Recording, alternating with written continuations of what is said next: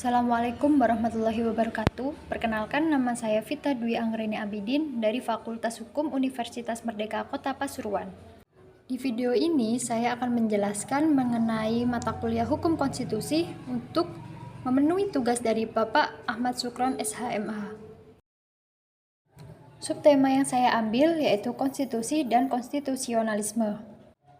Dua kata yang saling berhubungan dan saling mengukuhkan eksistensi. Secara harfiah, konstitusi diartikan sebagai segala ketentuan dan aturan tentang ketatanegaraan. Maksudnya adalah pembentukan suatu negara atau menyusun atau menyatakan suatu negara. Adapun kata konstitusionalisme diartikan sebagai paham pembatasan kekuasaan dan jaminan hak rakyat melalui konstitusi. Perumusan permasalahan yang pertama yaitu apa hubungan konstitusi dan konstitusionalisme. Yang kedua, apa saja muatan yang ada pada konstitusi dan konstitusionalisme. Pembahasan dari konstitusi dan konstitusionalisme yang pertama yaitu pengertian konstitusi dan konstitusionalisme. Yang kedua, pembentukan dan perubahan konstitusi. Yang ketiga, supremasi konstitusi.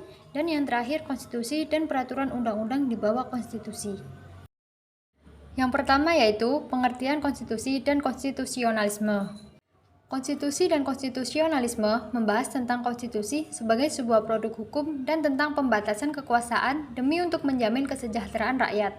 Sebagai sebuah produk hukum, bahasannya adalah tentang bagaimana konstitusi terbentuk dan diubah. Sedangkan sebagai wadah bagi paham konstitusionalisme, bahasannya adalah mengenai materi muatan konstitusi serta bagaimana konstitusi menentukan pembatasan kekuasaan negara. Terdapat 10 fungsi konstitusi menurut Jimli Asidiki. Yang pertama, penentu dan pembatas kekuasaan organ negara. Kedua, pengatur hubungan kekuasaan antar organ negara. Ketiga, pengatur hubungan kekuasaan antar organ negara dengan warga negara. Keempat, pemberi atau sumber legitimasi terhadap kekuasaan negara ataupun kegiatan penyelenggaraan kekuasaan negara. Kelima, penyalur atau pengalih kewenangan dari sumber kekuasaan yang asli dari rakyat kepada organ negara. Keenam, sarana pengendalian masyarakat baik dalam arti sempit hanya di bidang politik maupun dalam arti luas, mencakup bidang sosial dan ekonomi. 7. Sarana perekayasaan dan pembaharuan masyarakat baik dalam arti sempit maupun dalam arti luas.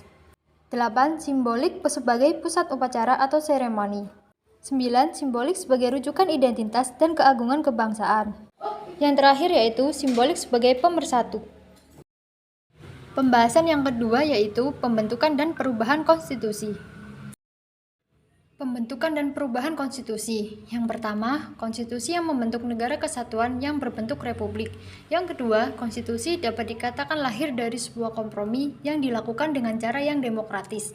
Ketiga, bagian formil mengandung aturan-aturan yang berhubungan dengan badan-badan tertinggi dalam negara, prosedur dan penetapan badan-badan, prinsip-prinsip struktural pokok dari negara.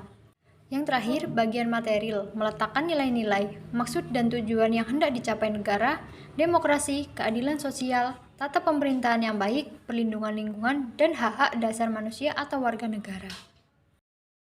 Menurut Sri Somantri, dengan mengamini pendapat dari Steinbeck, yang pertama, adanya jaminan terhadap hak asasi manusia dan warga negara. Kedua, ditetapkannya susunan ketatanegaraan suatu negara yang bersifat fundamental.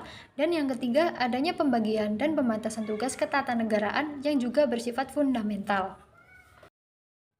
Mengenai kekuasaan negara, berdasarkan pasal 1 Undang-Undang Dasar 1945, kekuasaan tertinggi negara berada di tangan rakyat. Artinya, konstitusi menempatkan rakyat sebagai subjek yang memiliki atau memegang kedaulatan tertinggi negara. Kedaulatan rakyat dimanifestasikan dalam bentuk bahwa rakyat memilih wakil-wakilnya yang akan duduk di lembaga perwakilan dan kepala pemerintahan atau presiden melalui pemilihan umum menurut pasal 22E Undang-Undang Dasar 1945. Pembahasan yang ketiga mengenai supremasi konstitusi. Supremasi konstitusi dimaksud dimuat dalam pasal 1 ayat 3 Undang-Undang Dasar 1945. Dalam ketentuan tersebut dinyatakan bahwa Indonesia ialah negara hukum. Norma hukum dasar dimaksud mengukuhkan supremasi hukum atau supremasi konstitusi dalam kekuasaan negara.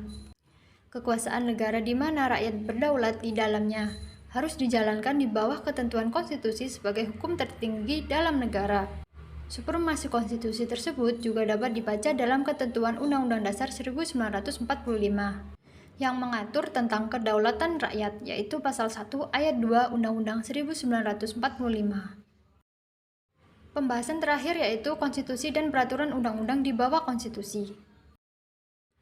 Produk hukum yang disebutkan secara tegas dalam Undang-Undang Dasar yaitu yang pertama ketetapan MPR, kedua undang-undang, ketiga peraturan pemerintah, dan yang terakhir peraturan pemerintah sebagai pengganti undang-undang.